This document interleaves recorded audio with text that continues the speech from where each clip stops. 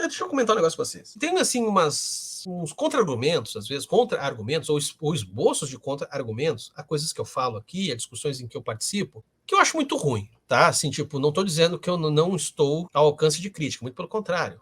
Pô, cabe criticar o que eu faço, cabe criticar o canal como um todo, né? O Quadrinhos Sargento não é feito só por mim, cabe críticas como um todo e beleza. Mas tem algumas que são quase como acusações e eu acho tão ruim. Uma é o papo de, tá com inveja. Bicho, sabe, assim, a galera faz tanto uma leitura dos outros como alpinismo social que às vezes espera isso de ti. Eu já cansei de falar aqui para vocês. Eu considero o Quadrinhos Sarjeta um namoro de verão. Eu já cansei, eu falo isso há anos. É um namoro de verão que tá durando 4 anos e meio, mas é um namoro de verão. A hora que acabar, acabou. Volto a dar aula, volto, sabe? Tipo, eu considero isso aqui um momento. Isso aconteceu várias vezes na minha vida. Eu sou formado em cinema, tinha uma época que eu trabalhei com cinema, tinha uma época que eu fiquei dando aula, tinha uma época que eu estava na publicidade, tinha uma época que eu fiquei, sabe? Ok. Então, assim, isso eu acho tosco. Mas, assim, tem um outro ponto, que é mais além do pessoal, que eu acho que nos permite discutir coisas mais a fundo, que é o papo do derrotismo. Olha só, deixa eu comentar essa parada, porque isso me interessa bastante. Porque foi um pouco das respostas que vieram ainda lá daquele vídeo que eu fiz da CCXP e a farsa militante, e aí depois teve uma série de debates no decorrendo disso e tal, e aí eu comecei a notar que assim, uma galera que não quer que haja o debate começou a produzir uma espécie de signo de interdição, tá entendendo? É basicamente o seguinte, vamos fazer um paralelo. O Pirula vai lá num debate, tá? Já que o Pirula tá por aqui, o Pirula vai lá num debate com aqueles criacionistas lá, que ele gosta de ir, né? O Pirula tem um prazer maravilhoso de estar na companhia de criacionista. Aí o Pirula vai lá, fala, explica, e aí o que acontece? Para não ter que lidar com tudo que ele falou, ele complica demais. Isso é uma maneira que tu tem para não ter que discutir. Ele complica demais. Complica demais. Tudo que ele fala é muito complicado.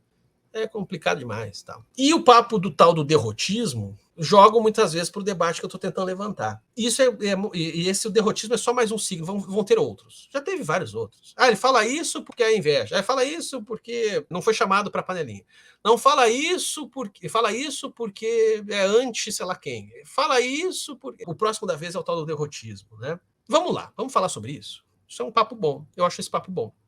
Vamos falar sobre o tal do derrotismo. Primeiro, quem confunde derrota com filosofia trágica já está muito errado. Porque assim, filosofia trágica que eu vi falando aqui, que eu concordo, que é uma coisa que aparece principalmente em Nietzsche, é um entendimento bastante objetivo de que o destino pertence aos deuses, e aqui Deus no sentido muito abstrato. Ou seja, por mais que você, pessoa, queira pensar em todos os detalhes, nos mínimos detalhes, eu sou sistemático, eu sou controlador, babá, você não consegue dar conta de todas as variáveis que é a vida, que é o futuro, que é o porvir.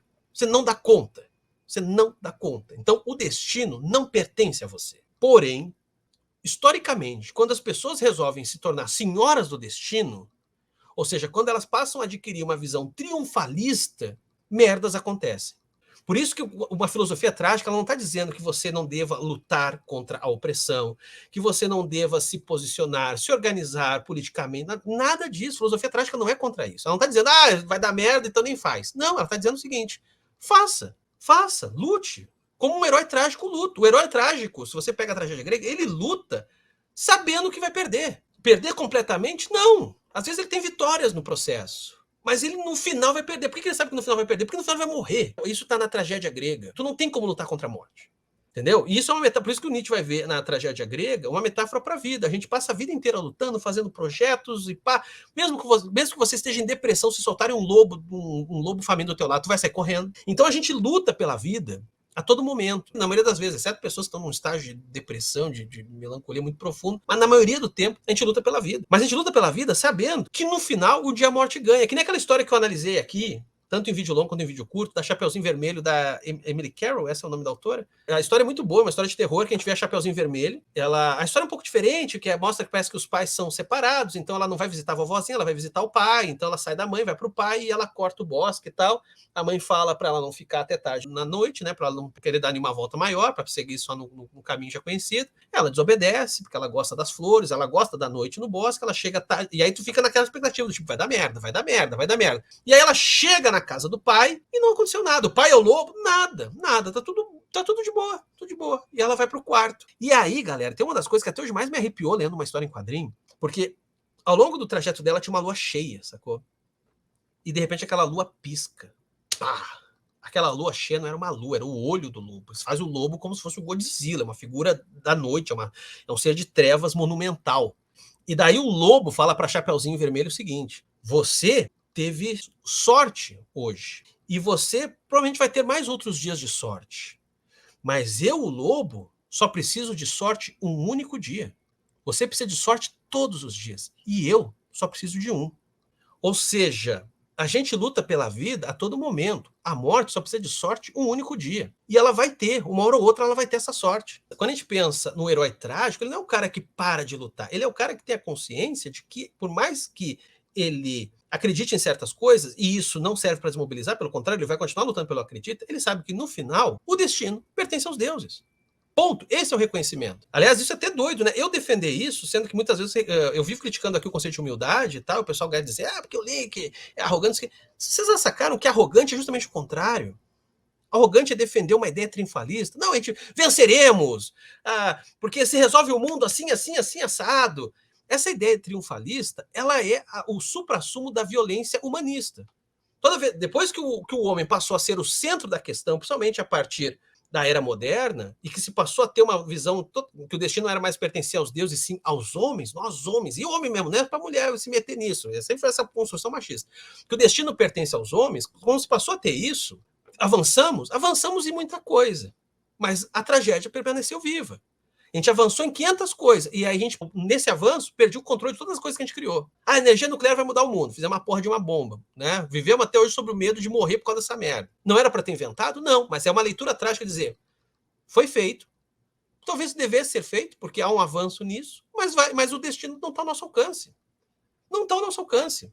As coisas vão dar merda, as coisas vão ter caminhos que a gente não espera, às vezes até caminhos bons. Elas vão tomar caminhos que a gente não tem como dar conta. E aí, quando leva isso para a dimensão política, aí vem com esse papo do, isso é derrotismo, mimimi. Não, cara, isso não é derrotismo, irmão. Isso é a consciência de que você não tem como ser uma espécie de senhor do destino dos acontecimentos. E que toda a lógica triunfalista, ela é apenas uma espécie de mascaramento da violência necessária para que as coisas aconteçam. Ou mesmo de uma ilusão de encarar o quanto que não tem como você garantir esse triunfo. E o fascismo é profundamente triunfalista. Isso eu comentei até mesmo. Eu já cheguei a falar disso aqui. Não foi no Twitter que eu falei essa merda. Não lembro mais. Quando o Thiago Braga, lá do canal Brasão de Armas, fez um papo sobre o que é o fascismo e tal, ele falou uma série de coisas ali e tal, mas ele fugiu, né? Ele começou num papo, sabe que os fascistas também são revolucionários, que ele fez toda uma volta para poder dizer que, né, tem muita coisa em comum aí entre fascista e comunista, ele fez toda essa coisa. Porque, olha só, o que ele acabou deixando mais, né, de canto ali para comentar é que uma coisa que é típica do nazifascismo, do fascismo como um todo, não só nazifascismo, fascismo como um todo, uma coisa típica do fascismo é que ele é bastante reacionário, ou seja, o fascismo ele pensa no mundo pré-Revolução Francesa. Né? Dá esse interesse pelo irracional, pelo ocultismo, por questões que vêm da Idade Média, que vêm da Antiguidade. Só que é uma questão já com olhos modernos. Eles não estão resgatando o pensamento da antiguidade. Eles estão criando uma versão conveniente a eles do pensamento antigo e medieval. Porque o que os fascistas têm de diferença é que eles não acreditam que o destino pertence aos deuses. Eles têm uma visão triunfalista do destino. Eles acreditam que com os deuses, daí vem aquelas maluquices lá, até dos ocultismos que tinham lá, eles acreditam que com os deuses, ou mesmo sem os deuses, mas não importa, o destino está na mão deles. A gente precisa sim ter uma crítica muito consistente da visão triunfalista. A visão triunfalista, ela é, como eu estou insistindo aqui, eu posso depois pensar e formular isso mais, mas a visão triunfalista, ela em muito é um esforço para tentar não pensar, né, evitar de trazer no horizonte de pensamento qualquer tipo de crítica ou mesmo de consideração do quanto que a gente, na verdade, não tem muita segurança do curso dos eventos. Sabe, você, Franco, me sou papo de crente eterno, venceremos. Venceremos o quê, porra? Vencer o quê? O que significa vencer? O que é vencer? É você ter o controle? É você conseguir colocar o mundo sob a sua palma da mão? Depois, né, o Link é arrogante. Cara, não. Parem para pensar nisso. Tá? Isso eu estou falando para todo mundo aí, porque essa lógica triunfalista, ela está na direita e na esquerda. Filosofia trágica é importante justamente por essa reconsideração. E não é por acaso que aquele primeiro documentário nazista, tão importante, se chama Triunfo da Vontade. E aí os caras falam assim, porque o Nietzsche era nazista. Então, cara, o Nietzsche estava justamente detonando essa porra de triunfo da vontade. Ou pelo menos, vamos dizer assim, o tal do triunfo da vontade nietzschiano é uma vontade que a gente, na verdade, não tem controle.